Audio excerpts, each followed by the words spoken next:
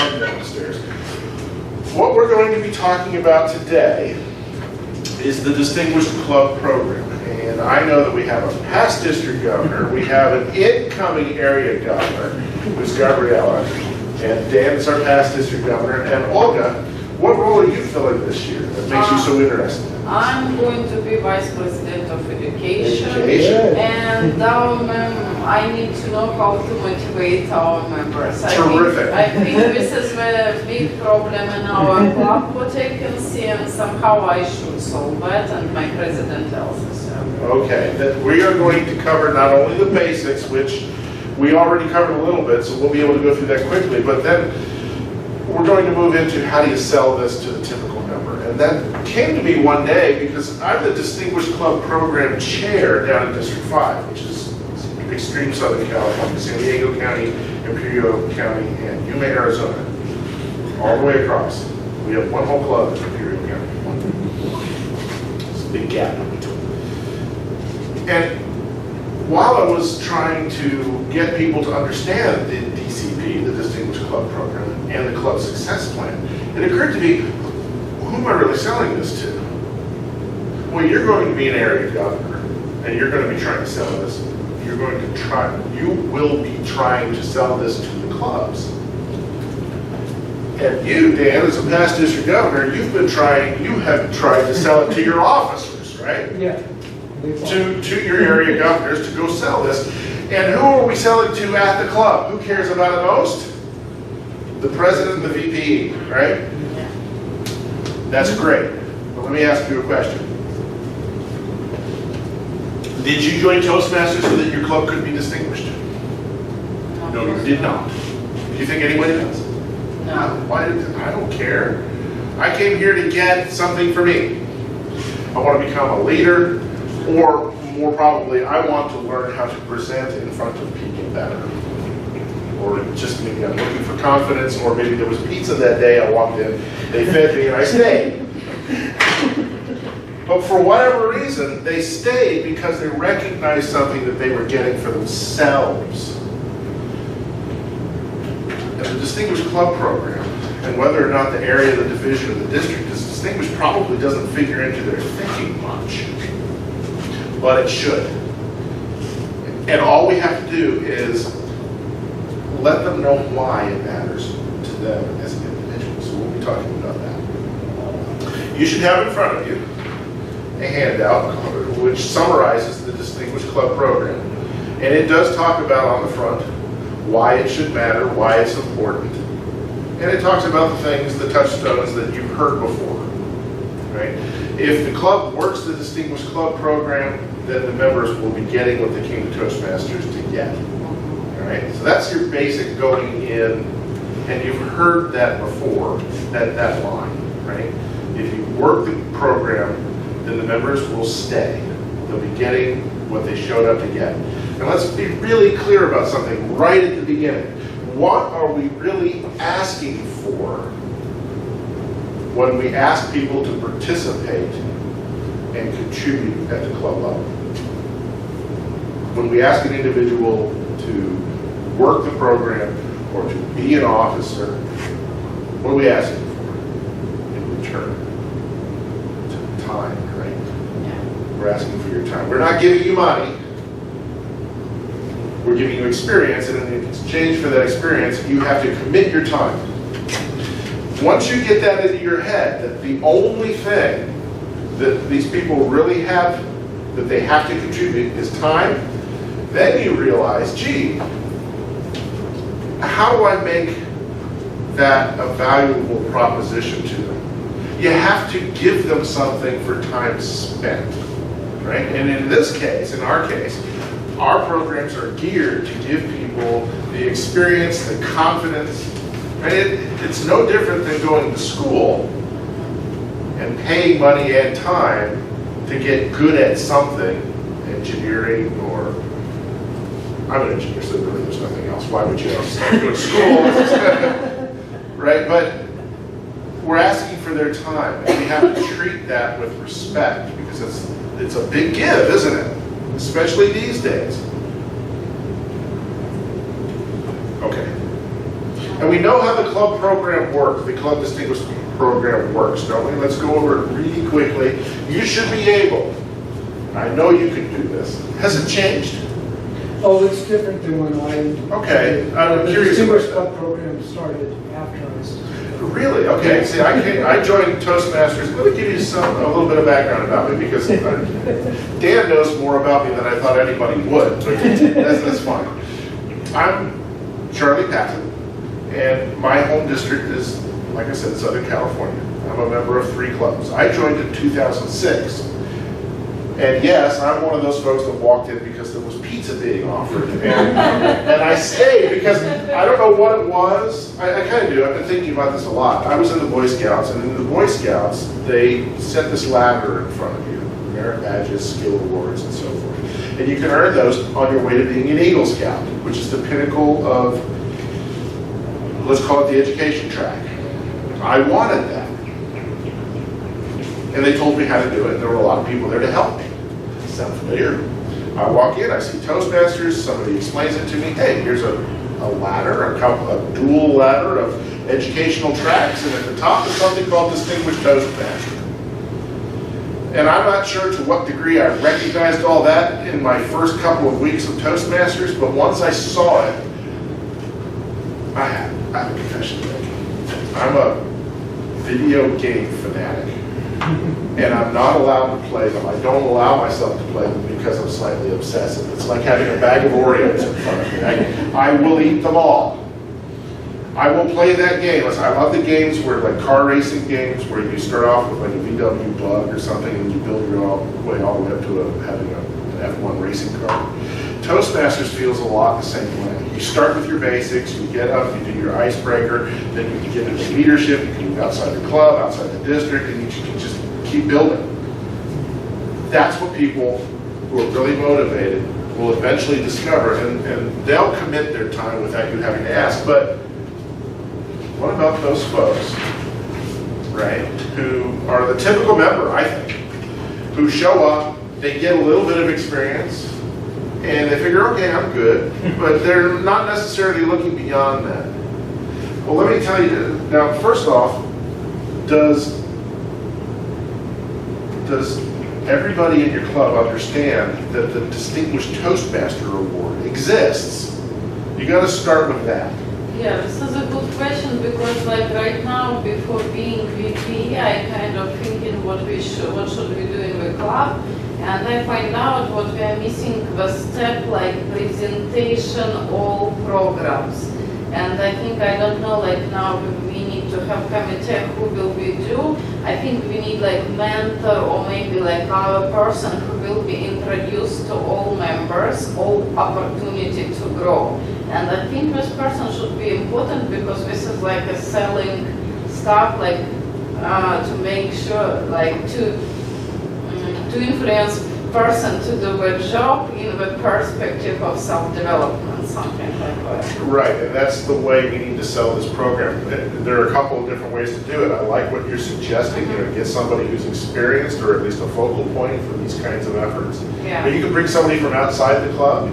You can ask around the district, say, does somebody know how to do? But I think like we should do it like a system. Any new member who get to the club should have 15-20 minutes education. What is this about? Yes, and absolutely. Yeah. So let's start with 2 things. And this is a little bit of an aside, but it's okay. I'm a semi-professional. I'll get back on point.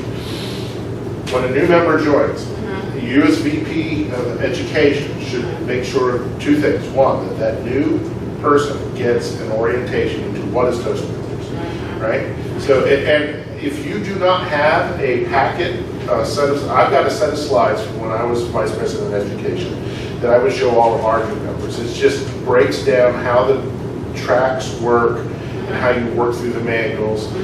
And then it's specific to my club. I would tell them how the officers work and who they were and how we fit into the greater organization. And I didn't get into that latter part too much, right? Most of the folks right now even don't know they're in a district, right? But they need to know how their club works and how it's going to meet their needs.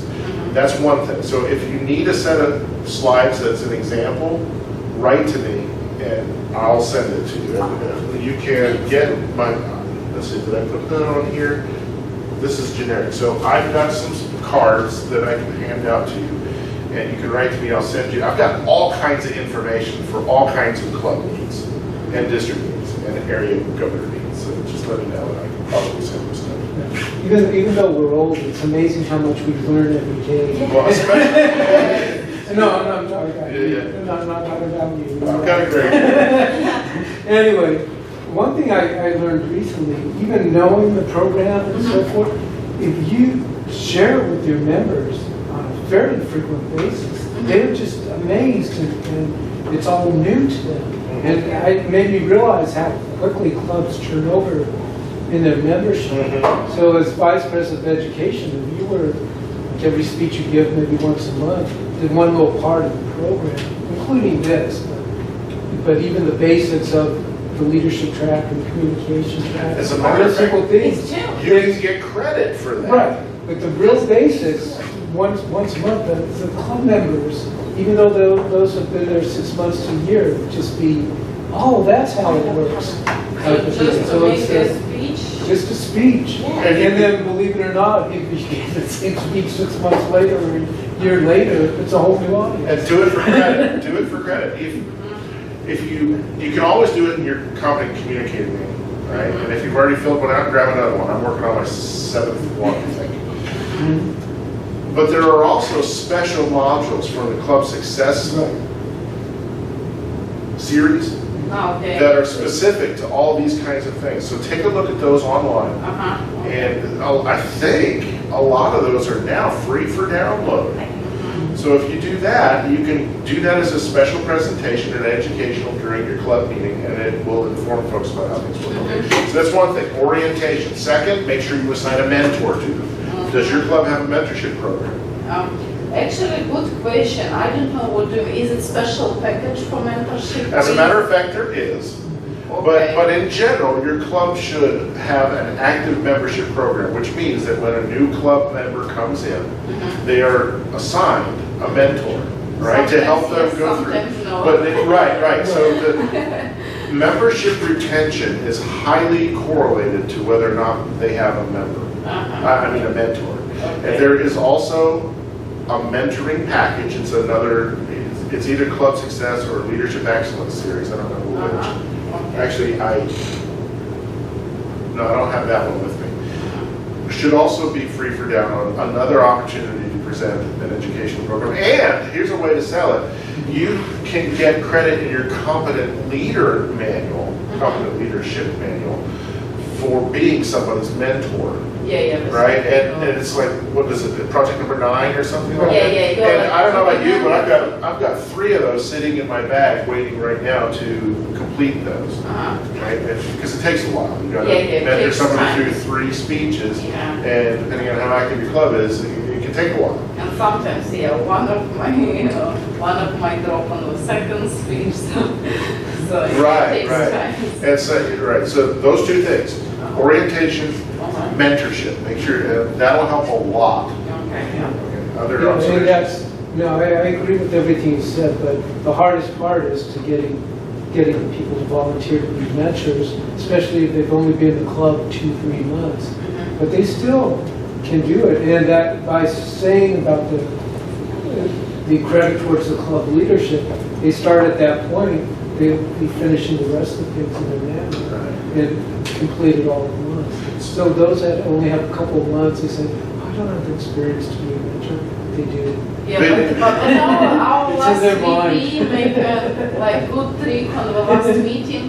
She said to exactly new member, and she was like, but new member has a bachelor's degree in writing. And she said, and we made survey for members, kind of, and she said, I'm filling the survey and I want to see a new member, I want to see my mentor, this new member N, because she can help me with creative writing.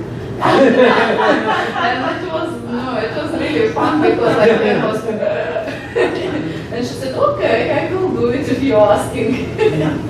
But it was fun. Whatever works. Yeah. All right, to complete my introduction, 15 minutes into the presentation. So I was district governor of District 5 in 2009-10. We were distinguished for the 5th year in a row. So I'm happy for Joe because at 3 years in a row, you get a special award that you can only get after being distinguished or better 3 years in a row, which is called the Leadership Excellence Award. I earned it for the 3rd time in a row for our district, so that's really cool. So I've been almost every officer position. I've never been the treasurer, which is kind of interesting. I don't know what that means. So I've seen this stuff work and not work, right? And like I said, one day I was thinking, we don't sell this right. We're not selling it at the right level. The people who should care but don't understand why is the individual member. So before we go into how to do that, let's make sure that everybody in the audience understands what the Distinguished Club Program is, how it works, right? So you should be able to do this in your sleep. We did this upstairs. What's should be able to stretch. What's goal number 1? CC. 2 CCs. Goal number 2? 2 more. 2 more CCs. Goal number 3? Bronze, silver, or something. An advanced communicator, that's right. Yeah. And one You got more. it. And then 1 more. And what's number? 5CL. Oh, you're Is you're it's cheating. a- You're without cheating. 1 competent leader or advanced leader or DTM. Yeah. And 6, One more. see a pattern, right? 1 more of those. Okay, let's stop right there for a moment. What do you notice about these 6 Double. goals? Sorry? Double. Yes, they double. What else? Education. They're educational goals. Oops, that's backwards.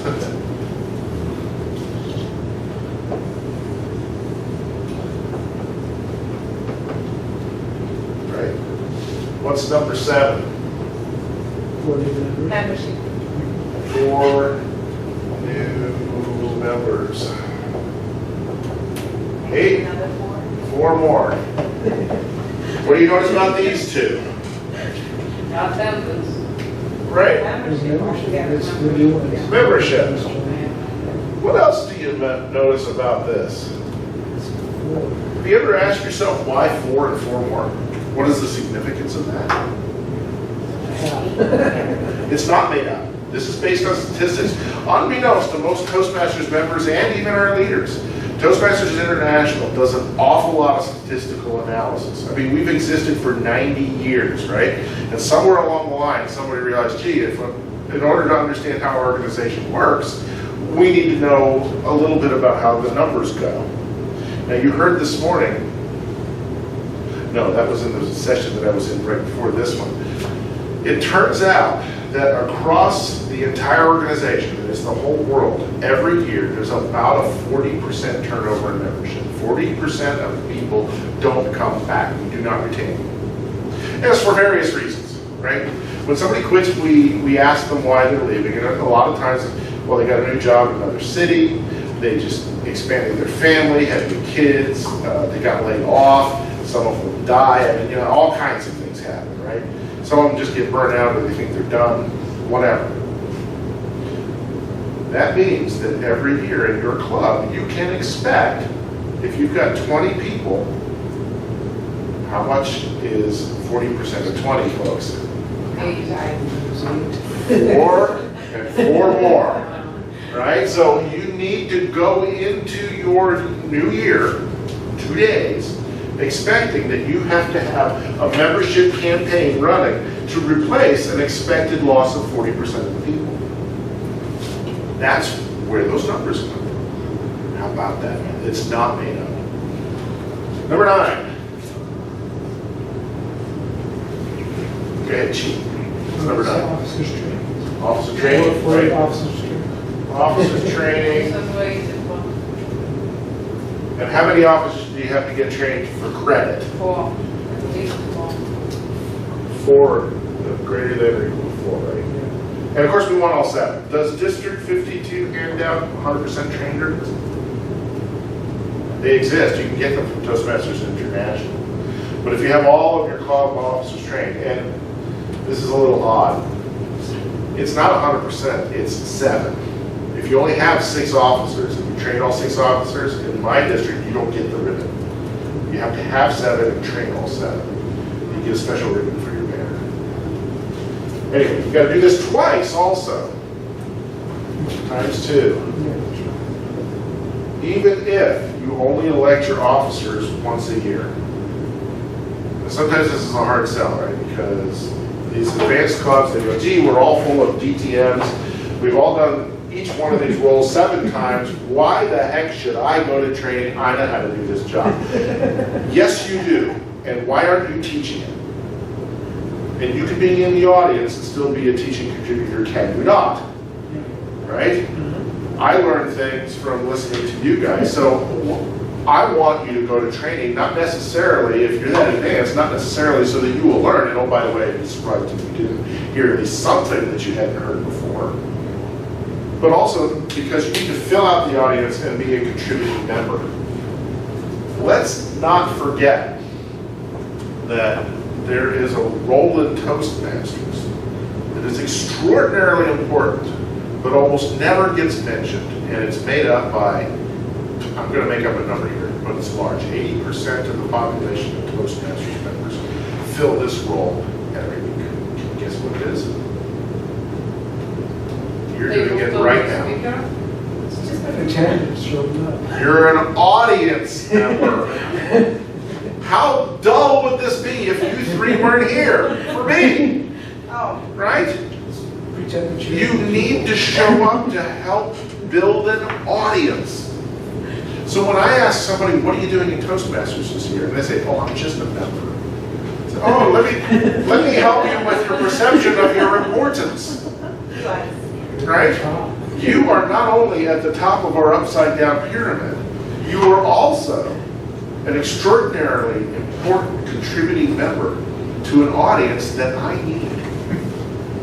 And vice versa. When I'm in the audience, you know, I want to be a participant. Okay. Number 10. The officers. I'm going to call this lists. And the other ones that do.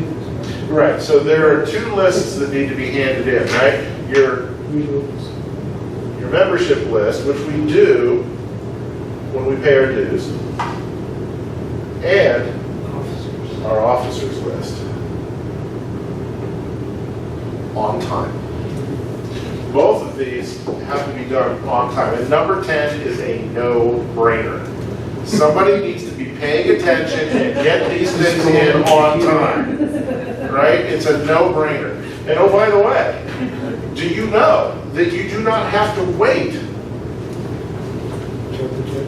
Well, there are a couple things here, because this has just changed. How many members do you have to be a viable club now?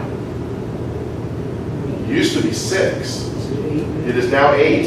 You have to have 8 members signed up to be a viable club. But, let's say you've got 20 members. And April 1st is creeping up, or October 1st is creeping up, and you don't have everybody's money in hand yet. But you've got at least 8 of them. Hand in those 8 by the deadline, and you get this check mark. Get the rest later. Don't wait. Yeah. And oh, by the way, I hate when I see this. Avoid the temptation to pay for them and get their money later. Never pay out of, don't pay out of, yeah, okay, good. Do not pay out of the club's bank account for other members that expect them to it's bad precedent. Charlie, I'm You have very to go. sorry, but yeah, I can't handle this conditioning. I have very bad fever. Oh, okay. Yeah, Well, and take care of yourself. Yeah, I'm so sorry. maybe I will go through a presentation. It's over. Send me an email. I will send you the version of this that is Okay. already filled in. Okay, perfect. All right. Yeah, and I will definitely do it. So I can, and I will deliver some of that stuff to our president. All right. Okay, terrific. Thank you, guys. And if you have an opportunity, if you want me to come to your club and I can work out the date, let me know. I'll deliver this same presentation. So you It'll be shorter. Okay. I can go, but you know, obviously, based on my availability. Yeah, thank you, Charlie. Yeah, let me know. Yeah, we will discuss this option. Okay, Bye, guys. terrific. Thank you. don't you first? All right, so- a third of your audience. See, that's 33% already. That's what we're talking All about. right, so any questions about the goals? No, but I do have a question. I still don't understand what this Bible club is, and that +/-5. Okay, good. That's exactly, beautiful segue, Beautiful. beautiful segue. That's exactly what I was going to talk about first. In my district, we currently have 3 or 4 clubs that have all 10 of these goals met, and they're not going to be distinguished. Do you know why? Membership requirement. There is a qualifying requirement. These are goals. There is one qualifying requirement that says if you have to meet it, or it doesn't matter how many goals you get. And it's how many members you have. When we charter a club, right, we shoot for 20 membership before we will charter the club. And that's called charter membership strength. You have to have at least 20 members. This is the qualifying requirement. You must have at least 20 members or have added 5 members over your base at the beginning of the year. So that's what we're going to talk about that, right? Now, if you have 20 or more members, you're set. You're done. You don't have to worry about that qualification. But you have to have that membership on June 3rd, as of June 30, at the end of the Toastmasters year, right? But let's say you've got a slightly struggling club. You've got 12 members. Getting to 20 means you need to add 8, which would be great because then you'll get these 2 goals, but that might be kind of tough for you, right? Toastmasters International, this program works such that you can add 5 over where you started on July 1st and still qualify. So in the case when you start with 12, if you end the year with 17, you still qualify, right? 12 plus 5 is 17. Now, if you start with 12 and you drop down to 10, you still need to get to 17 because it's based on where you started.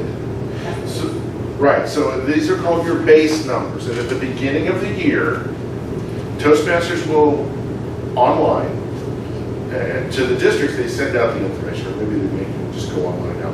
But for your clubs, as an area governor, what I encourage you to do is on July 1st, actually give it a week or 2 because the numbers wheel around for a little bit. But sometime in July, mid-July or on, go to the DCP page for each one of your clubs. There's a link here on this piece of paper. And by the way, before I forget, I can send you all of this in soft copy. You probably noticed that when you click on this right now, it doesn't open up the next page. It's because it's paper.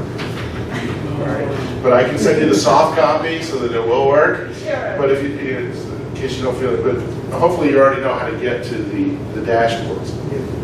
Go and visit the one for each one of your clubs and see what their base numbers are so that make sure that they are aware. The president and vice president of education should already be doing that, but make sure they know how, right? So on July 1st, there's a base number for the club, and it'll just say that sets all of the goals are relative to that, right? So if they start with 20, all they got to do is maintain 20. But if they want to get these 2 goals, right, they add those up. Does that make sense? 20 or more, or a net gain of 5 over the base. Okay, for example, I have, let's say, I have a club, 5 members. 5, right. So I have to get to base +5. Right. Which is how many? How many did I say? Started You said 5. Okay, 10. Yeah, so they have to get to 10 by the end of the year and meet 5 goals or more, and they'll be distinguished or better.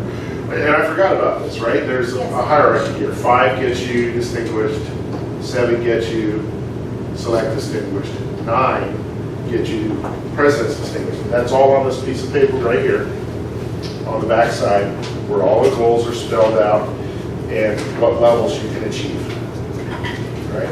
And if you don't have, so I'm going to spend it, all right? So this is all on one sheet so that you can use it, or so the clubs can use it. Okay, you mentioned about, I know the answer to this, but I'm going to ask you anyway. Clubs that met all 10 goals but did become distinguished because they didn't have membership. Membership.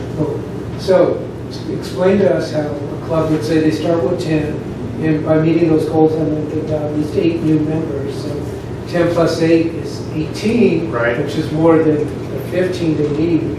So explain how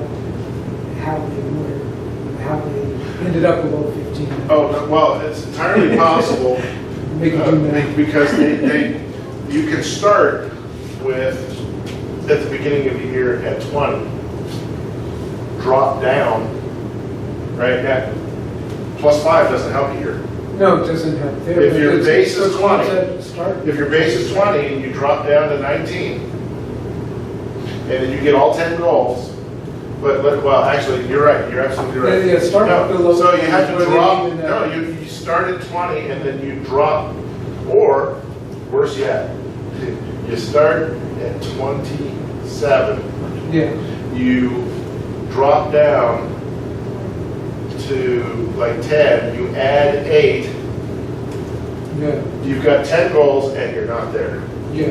Because you started way up here. You had a horrible year for membership retention. But you got 10 goals, you added it can happen. As the Distinguished Club Program Chair for District 5, I run all the metrics. And one of the things I do is I generate 2 lists. One for clubs that are, well, it's all clubs that are really close to being distinguished. One list is clubs that have enough goals to be distinguished but need more members. And another list is clubs that have enough members but have only 4 goals and need 1 more. Right, so that we know who to target. Hey, did you know you're this close to being distinguished? Right, because a lot of clubs, they're not paying attention. You just say, oh, really? Hey, Bob needs 1 more speech to get his CC. And then we can get this one. We'll get our 4th CC. We were going to wait, but geez, we're that close. Hey, Bob, do your speech. Right? Because they don't pay attention to this stuff a lot of times. Okay, I want to move on. So now we've covered the goals, the qualifying requirement, and the levels that you can achieve. The next thing I want to talk about is the club success plan. Frequently, we'll just say, we're going to be distinguished this year. We're going to be presidents distinguished this year. And some clubs can pull that off, right? Because they're used to it. That's just what they do. But if you're trying to do this for the first time, or if you're trying to achieve any goal, whether it be in Toastmasters at work, in life in general, it helps an awful lot to plan your progress. In fact, it's really difficult to reach your goal if you just start walking and you don't know where you're going, right? You've heard this before, maybe. If you fail to plan, you're planning to fail, right? There is such a thing as the club success plan. It is also free for download. By the way, okay.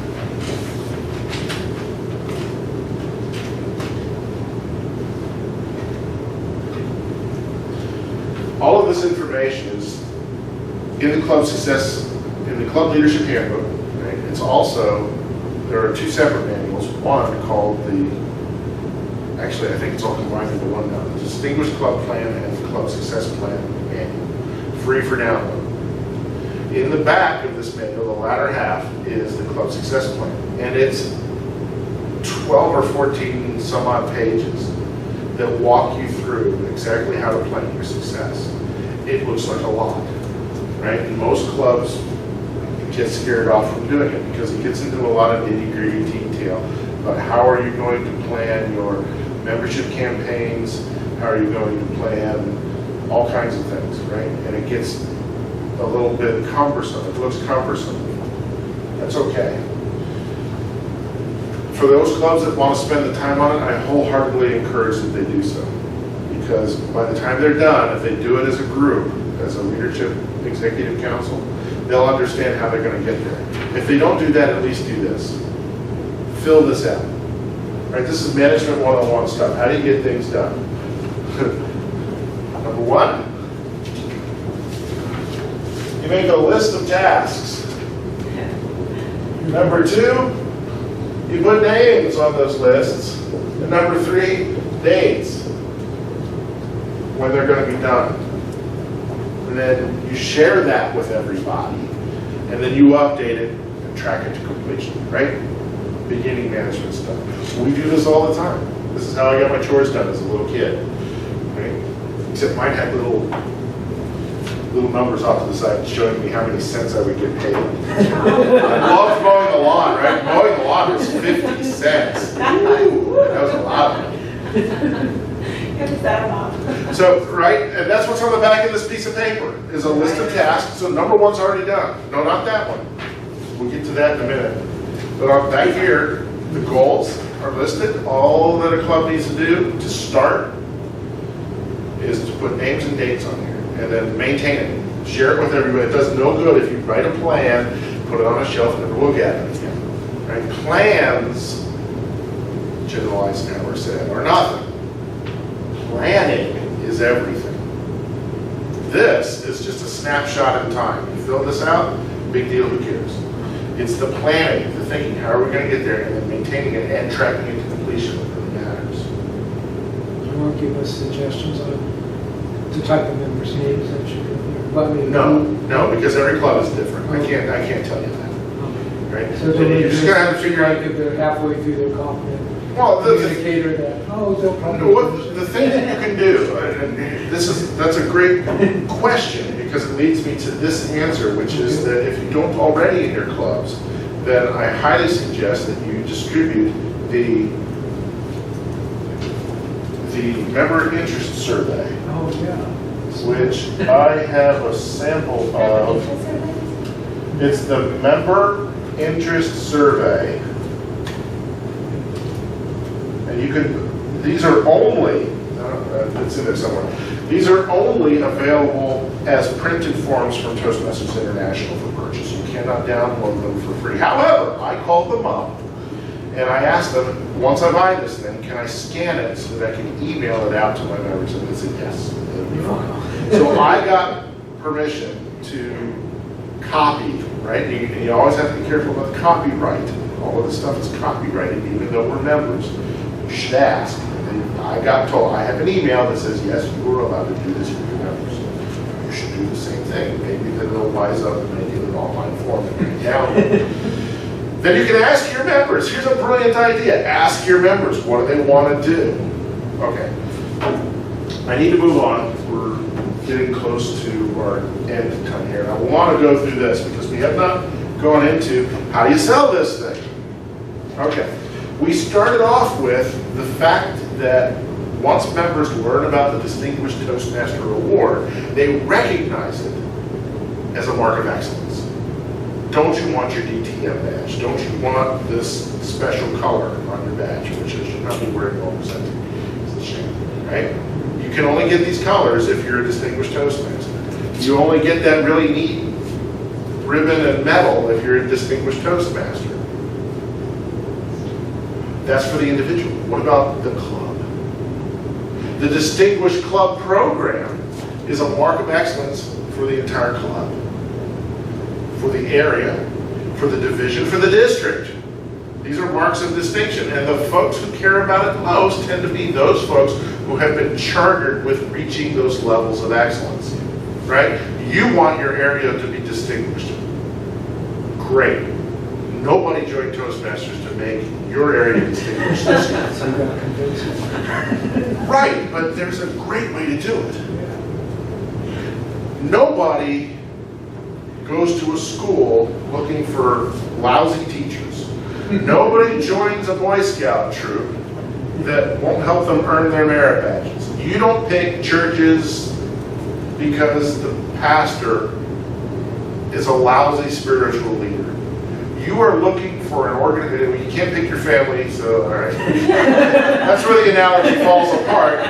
But if you could, you would pick an organization that seems like, when you first visit, is going to meet your needs. Which ones are going to be most likely to meet your needs?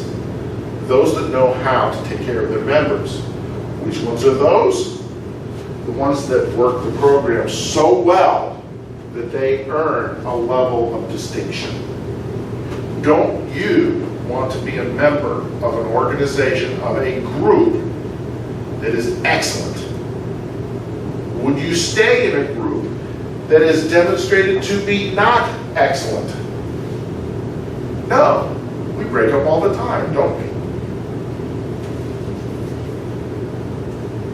That's why you want to help your club be distinguished. That's how you sell this. And the way to do it, now we can go to this other form. You know about the Distinguished Club Program and how it works now. You know about the Club Success Program Plan. That should say Club Success Plan at the top. Geez, that's been wrong for a long time. I just noticed it for the first time. Club Success Plan, not program. But it involves, and why the DCP? That's an acronym, why, WHY. It involves, this is your first blank, no, it's Distinguished Club Program, but on this sheet of paper, the second line says Club Success Program, and that should say Club Success Plan.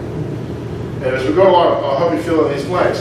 The W is the whole club needs to be involved. It's not just you as the president or you as a particularly dynamic member trying to make the club be distinguished. The whole club has to work on it together by working, here's your next blank, both educational tracks, right?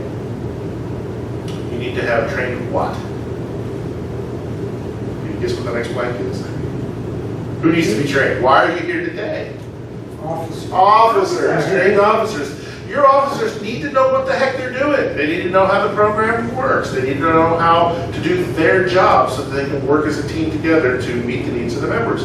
And that means that if you've got the whole club working on those things, right, then you can start working on membership. These are your next two blanks.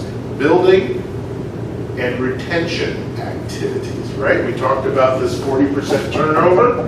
You're gonna have to work as the whole club. It's not just the vice president, membership, and PR's job to go out there and bring in new people. And I've got all kinds of ideas about how you get the whole club involved. Fun contests, open houses, speech crafts, those kinds of things that you can do that involve the whole club. And the whole club is involved, finally, in planning and execution. It is a lot better. It's entirely possible for the president or the VPE to go off and say, we're going to be distinguished. I want us to be distinguished, and you're going to help me get there. How much buy-in did you just get? I don't feel compelled to help you, right? Unless you're particularly motivated anyway. The better way is to involve everybody in the planning by asking them what do they want to get out of the program. This piece of paper that I was talking about, the membership interest survey, will help you with that. Okay, Joe wants to get a CC this year, and so does Mary. And Mary would also like to jump ahead and get, she's only 2 away, she'd like to get her next AC and an AL award. Okay, great, we're going to sign her up for 3 things. Right? And so-and-so over here, well, he doesn't know what he wants, but he does know that he wants to be able to speak at his management seminars better. Okay, then we're going to get you this advanced band. And so forth. Do that planning, share it with everybody, and of course they all have to come together to execute it. If you've got the whole club, and now we're moving to the next section, working, then you're much more likely, because of the energy and the involvement, to have a healthy club. That's the H, healthy club. Healthy clubs attract visitors because they're working the program, right? You're up here, you've got a plan for bringing people in the door. That's your vice president of public relations out there selling your club to your local community. And your vice president of membership locking the doors so they can't leave until after they join. Right? So, and people will want to, they'll be curious. And for goodness sake, don't underestimate the value of good smelling food. Wafting down the hallway, right? Especially engineering firms will work for food. A healthy club attracts visitors and also has smooth leadership transitions. That's your next blank. I've seen a lot of clubs where the president says, oh, my term's over, and then disappears, doesn't help anymore. Or the sergeant at arms, the incoming one, doesn't know where the stuff is, didn't get the key, doesn't know the combination to the locker where all the stuff is, You need to have good leadership transitions. The previous leadership does not merely disappear. That's why we have immediate past ranks.